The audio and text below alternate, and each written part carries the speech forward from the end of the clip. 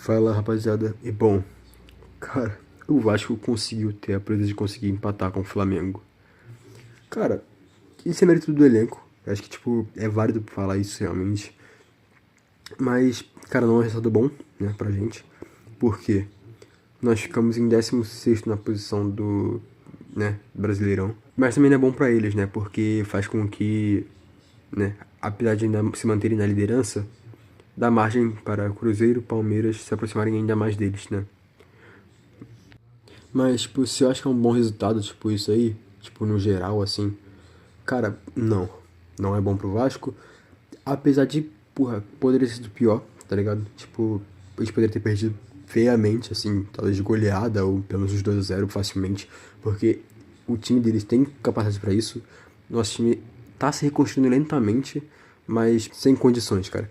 Eles são fodendo líder do Campeonato Brasileiro, do Brasileirão, né? E o elenco deles é anos-luz superior ao nosso, tá ligado? E bom, família, basicamente esse aqui é a escalação do Flamengo. E como vocês podem ver, não é o time totalmente titular, né? Eu não sei muito bem para que eles estão fazendo isso, né? Não sei se eles estão desmerecendo muito o Vasco, subestimando o Vasco. Mas, né? Eu prefiro pensar que eles estão apenas focando na Libertadores no momento, né? Mas, enfim, eles pouparam alguns jogadores como o Arrascaeta, o Pedro, né? Pedro Guilherme, ex-Fluminense, e Samuel Lino. Mas que posteriormente na partida realmente alguns deles, os três chegam a entrar na partida, né? Mais ou menos na metade do segundo tempo ali. Só que, né, nada muda ainda em relação ao placar.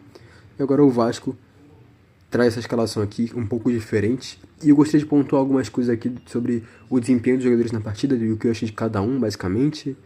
Enfim, vai aguardando aí, tá? E bom, eu gostaria de pontuar aqui muito bem a nossa zaga de titular pro jogo de hoje, que é o Robert Renan e Cuesta. Eu acredito que deva se manter assim para todos os restos dos jogos assim do Brasileirão, a não ser que aconteça alguma adversidade, como aconteceu no jogo de hoje, né? O Robert Renan sofreu uma lesão, um choque na cabeça no caso, mas aparentemente não é tão grave assim, né? Nada grave, eu espero. Esse moleque tem muita qualidade, tá ligado? Ele fazendo dupla com Cuesta, que também é um zagueiro acima da média, né? Pelo menos em cima da média pro Vasco, em relação ao Vasco, já tá de bom tamanho, cara. Tipo, eu acho que, pô, não existe defesa perfeita no futebol, não existe defesa absoluta, mas acho que, tipo, pelo menos, momentaneamente, nós conseguimos sancionar, dar uma segurada, tá ligado? Naquele problema que era tão constante que era a nossa defesa, sabe? Nossos zagueiros. E o Lucas Piton, ele também está ausente no jogo de hoje, também ainda por lesão do tornozelo dele, que estava inchado aparentemente, e ele ainda não se recuperou, né? Ele estava sentindo algumas dores no tendão, assim, no tornozelo e tal. Então, o Pumita foi escalado no lugar dele, na lateral esquerda. E, cara, fez uma partida mediana, cara. Acho que, tipo, é o de sempre dele mesmo. Agora no meio campo, né? Começando pela volância, nosso volante Hugo Moura. Cara, o Diniz ele opta por não se desfazer desse jogador, mas também eu imagino que seja por causa de que a gente tá cheio de desfalques no elenco, basicamente. Nós não temos Tietê, nós não temos. Não temos também Thiago Mendes, não temos Jair. Enfim, cara, nosso meio campo tá muito desfalcado, né? Cheio de jogadores lesionados. Isso é preocupante. E no mais é isso, basicamente. É, o resto é mais do mesmo, né? Nuno Moreira, Coutinho, Ryan. Calma aí, calma lá. Vou falar melhor deles na partida de hoje. E o Verratti, né? Que, cara, mais tarde eu vou trazer um levantamento, um questionamento sobre o Verratti e a sua posição em relação ao Vasco, em relação à sua titularidade e que possivelmente está, né, chegando ao fim. Tá, enfim, poupa tempo, bola rolando. O jogo segue normalmente, mas logo no início, basicamente, não muito tempo, o Cebolinha, né, que normalmente é reserva do time deles, chutou a bola no travessão e, cara, o que eu posso dizer hoje sobre o Léo Jardim é que, mano, hoje ele faz uma partida muito insegura, mano, uma partida muito insegura mesmo.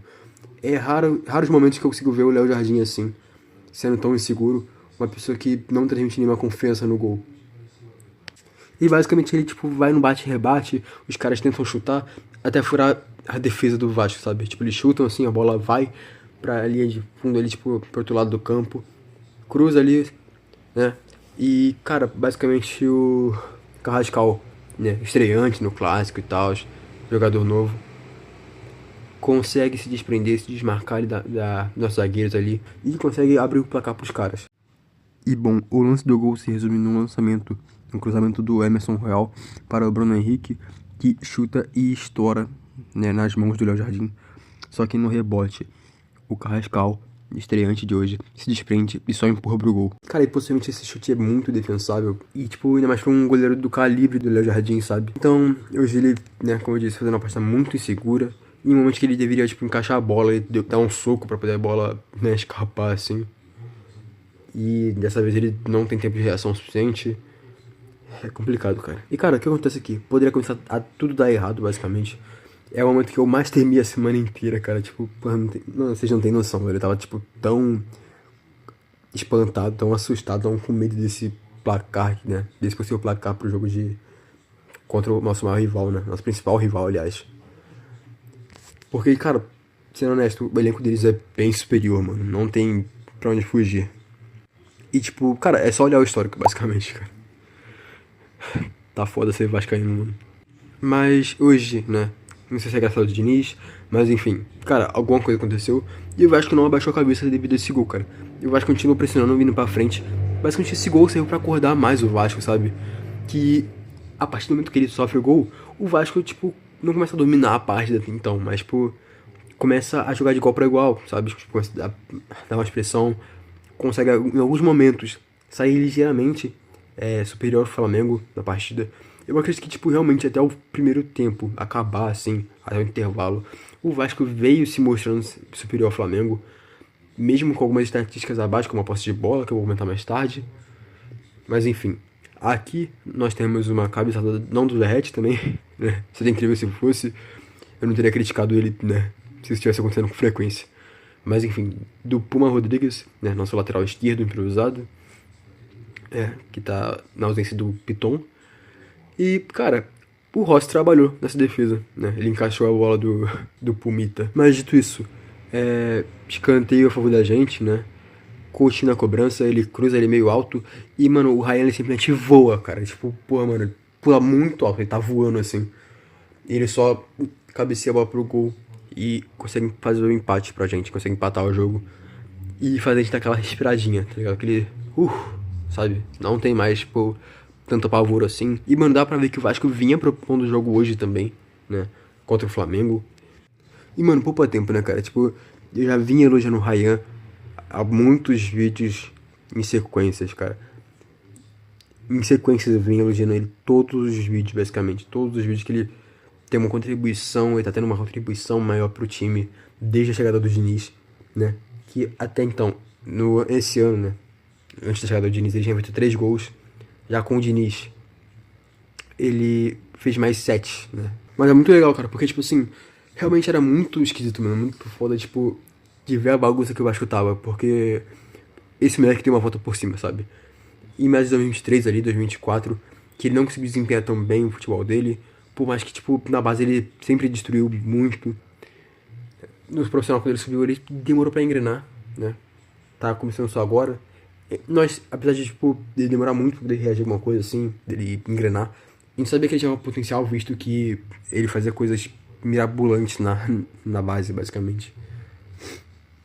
Mas isso, tipo, cara, ele chegou até a ser cobrado pessoalmente, presencialmente, por torcedores, de que ele não tava fazendo nada, tava sendo só um peso, né, dentro do campo. E, cara, querendo ou não, isso, porra, interfere muito no psicológico do jogador, tá ligado? Tipo, ele só tinha 17 anos, 18 anos na época, sabe? Mano, pra ver a bagunça que eu tava, tipo, de cobrar um moleque de 18 anos pra poder ser protagonista de um time. Mano, não faz sentido, tá ligado? Não faz sentido esse bagulho. E o cara, mano, acho que ninguém tem essa peita, tá ligado? Hoje em dia. Sei lá, poucos, assim, tipo, sei lá, Yamal, mano. Acho que é a única exceção a parte que realmente existe, assim. Acho que Yamal é a única exceção à parte que, sei lá, é monstruoso esse moleque, tá ligado? Mas talvez, tipo, até mesmo uma bronca seja necessária, né, pra ele conseguir engrenar. Não sei dizer, mas, enfim. Poupando tempo, o moleque é bom demais, mano. Eu tenho certeza que, tipo assim, ele vai render uma boa grana quando ele for vendido, né, pra Europa. Que, cara, Se ele não for pra Europa, mano, não faz que ele sair do Vasco, sinceramente. Porque o Vasco, apesar de estar demorando pra se reconstruir, cara, uma hora ou outra o Vasco vai voltar a ser um time grande, né? Não só mais pela sua história, mas também pra disputar algumas coisas, né? Tudo bem que esse ano as coisas estão muito lentamente andando. Tipo, o Vasco foi eliminado da Sul-Americana, tá na Copa do Brasil, né, na semifinal de Copa do Brasil, vai jogar contra o Fluminense. Mas está caindo o risco de cair, basicamente. É complicado, mano. Mas agora, rapaziada, na sequência, nós perdemos um jogador, né? Não, calma, ele não morreu. Mas basicamente, um choque de cabeça ali na defesa. O Robert Renan, ele acaba tendo um choque na cabeça ali. Que, cara, ele meio que apaga ali por alguns segundos. Ele acorda meio desnorteado. Cara, pelo que falam na leitura labial, o cara mal sabe onde ele tá. O cara tá, tipo, realmente muito perdido. E ele até tenta, tipo, relutar um pouco contra o médico, assim. Falando, tipo, que ele quer jogar e que ele quer ficar em campo, sabe? Isso é muito admirável, cara, de verdade, porque... Mas basicamente, cara, o médico, ele é a autoridade máxima do clube, né? Se ele diz que o jogador não tem como jogar, né? Não tem as condições de jogar, não tem mais o que dizer, cara. Não tem quem contrariar, né? Tipo, ele é um profissional da saúde. E, cara, enfim. Poupa tempo também aqui, né? E isso, tipo, apesar tipo, de o Vasco estar voando muito no primeiro tempo, nessa segunda metade aí, depois, né, de ter subido o gol do Flamengo, nós conseguimos empatar, nós estávamos, tipo, pressionando ainda muito mais, mas toda essa paralisação do jogo fez o próprio jogo esfriar mesmo. O Vasco ainda conseguia ir pra cima, mas não era a mesma coisa de antes, com a mesma intensidade. E, enfim, entra o Lucas Oliveira, que, cara, o contestado do Lucas Oliveira. Eu via muito insegurança desse moleque. Mas, cara, até que ele fez uma partida boa, cara. Ele fez uma partida decente. Eu acho que, tipo, se ele manter esse ritmo, se ele manter essa pegada, ele pode ser um bom zagueiro substituto, tipo, sabe? Tipo, porra, alguém se lesionou, alguém foi expulso. Porra, bota esse moleque, porque, cara, você de hoje ele foi bem.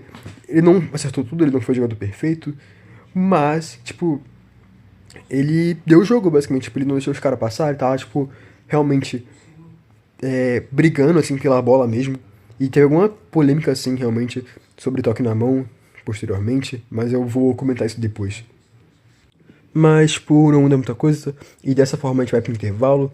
E aqui eu vou mostrar as estatísticas. Basicamente, como eu disse, a posse de bola era favorável ainda ao Flamengo, né? 58-42 a favor do Flamengo. Mas agora em questão de finalizações, são 5-4 para o Vasco, sabe? Tipo, sendo duas no gol para cada time, basicamente. Sendo que, tipo assim, das 4 finalizações do Flamengo, apenas as 3 foram naquela hora do gol lá, né? Porque a bola ficou, tipo, naquele bate-rebate, então meio que, sabe? É foda, cara. Mas enfim, será que já chegou na hora do Verratti parar de ser titular no Vasco, basicamente? Ele toca na bola, ou é pra cabecear e entregar a paçoca, ou ele, tipo, toca e vai pra fora assim a bola. Cara, tá sendo muito complicado manter o Verratti no campo, mano. E o Diniz tá teimando muito com isso. Eu sei, cara, eu gosto muito do Verratti. Ele foi um jogador que foi importantíssimo para o Vasco em 2 anos consecutivos, né, 2023 e 2024. Só que, cara, chegou a hora dele, tá ligado?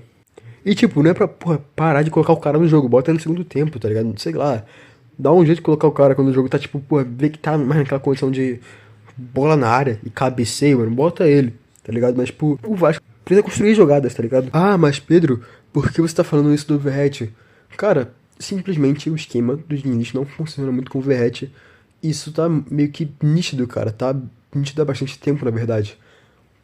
Os anos anteriores, o Vasco veio com uma proposta mais de cruzamento, né? Tipo, de lançamento na grande área ali.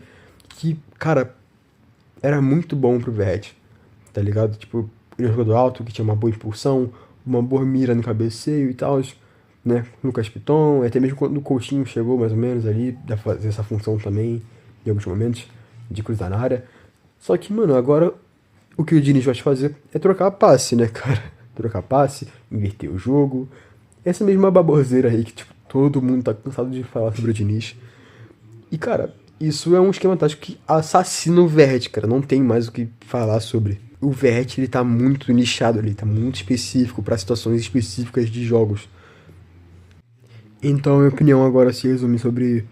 Cara, o Diniz tá teimando muito, sendo muito teimoso, ignorante, tipo, em manter o Verratti como titular, iniciar o jogo com o Verratti, porque eu acho que, ao meu ver, o Verratti tá sendo mais situacional, basicamente. E bom, né, dito isso, voltando ao jogo, e não tem muito o que comentar ainda, mas só que aos 18 minutos do segundo tempo, dá pra ver que o Flamengo realmente começa a levar o jogo mais a sério, buscando a vitória, né? Apesar de ser um jogo relativamente fácil, tirando o fator clássico, né? Tipo, eu sei que tem todo esse fator ainda do clássico, mas, cara, apesar de ter toda essa garra do Vasco, os jogadores ele ainda são inferiores, né? Isso é bem nítido também. Mas aí entra Pedro, entra Samuelino, entra Arrascaeta, e os caras, tipo, assumem essa postura de querer ir pra cima com tudo, né? O Pedro, ele tem duas finalizações, ele erra as duas, graças a Deus. Puta que pariu, mano. Eu tremi muito na base. Também, cara, teve toda essa polêmica aí de, tá ligado, de pênalti, assim. Mas dá pra ver que claramente a bola, primeiramente, bate na coxa ali, tá ligado? Do Lucas Oliveira. E então, sabe, tipo, não seria pênalti mesmo, realmente. E dito isso, o Verratti, como, né, já tava na hora, ele não termina o jogo, né? Ele sai no segundo tempo e entra o DVD, né? Menino David. E tudo bem que ele também não desempenha muito bem, mas ele é um jogador que, de frente do Verratti, consegue gerar jogo, ele consegue dar alguns piques ali, consegue correr. E isso se prova assim no próprio jogo, tá ligado? Ele consegue devolver alguns passes, ele não perde a bola com tanta facilidade quanto o Verratti, já que o Verratti tem sido completamente anulado. Cara, pra ter ideia que a principal característica do Verratti, em tanta má fase que ele tá no momento, é a dividida ao cabeceio, é a dividida aérea, que ele tá perdendo praticamente todas ultimamente, velho. Todas as divididas aéreas ele tá perdendo. Que porra é essa, mano? E meio que, tipo, depois disso não tem muita coisa mais não, tá ligado? Tipo, o jogo só acaba por aí, né? No final ali, né, o juiz ele dá alguns minutos de acréscimo, acho que, se não me engano, são 4 minutos de acréscimo, mas basicamente a única polêmica que tem ali disso é, tipo, que quando a bola tava com o Vasco, né, no ataque do Vasco, o juiz apita o jogo, termina o jogo com 15 segundos sobrando ainda. E, cara, 15 segundos realmente faz diferença. E sei lá, cara, tipo, tava claramente ali, tipo, no ataque do Vasco. Mas sei lá, mano, não tem muito o que reclamar, não. Eu acho que, visto o jogo de hoje, o Vasco, ele sai com um resultado ruim. Ruim pra campanha do time, mas talvez seja bom pra situação atual, né? Só que, cara, hoje o Vasco mostrou que, tipo, foi possível jogar de igual pra igual em muitos momentos e até teve bagulho pra, tipo, até teve culhão pra poder vencer, né? Só que, né, não foi possível. Em alguns erros de finalizações, em algumas, né, alguns vacilos, né, do nosso goleiro Léo Jardim, que fez uma partida muito insegura hoje. Não foi possível a gente vencer o jogo e o jogo termina empatado. Mas é isso, rapaziada, no mais é isso. Eu espero que vocês tenham gostado dessa resenha que eu fiz aqui pra vocês, desse resumo aqui. E, cara, eu vou dormir, porque eu tô cansado. E tchau, tchauzinho, mano. Boa noite aí pra vocês. E eu nem sei se eu vou postar de noite, mano. Talvez eu poste finalzinho da tarde. Eu só tô cansado, mano. Tchau, tchau, tchau, tchau, tchau, tchau.